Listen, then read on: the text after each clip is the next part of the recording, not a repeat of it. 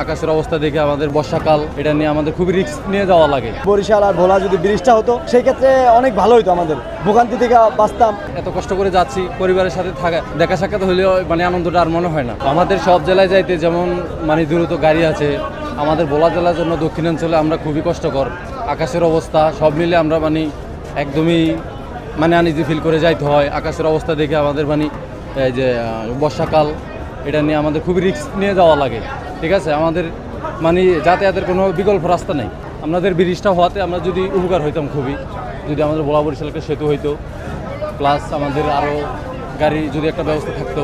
ঠিক আছে, অনেক আনন্দ লাগে। এই যে এত কষ্ট করে যাচ্ছি, পরিবারের সাথে থাকা দেখা সাক্ষাৎ হলেও আনন্দটা আর মনে হয় না। আমি আসছিলাম ডিভিশন ট্রায়াল দেওয়ার জন্য। আমাদের ফুটবলে ডিভিশন ট্রায়াল হয়, তো আমি কিছু ক্লাব আছিল, অনেকগুলো ক্লাবে ট্রায়াল দিয়েছিলাম। এখন ভিক্টোরিয়াতে আমি ট্রায়াল দিয়েছিলাম, ওখানে আমি টিকছিলাম সেকেন্ড ডিভিশন।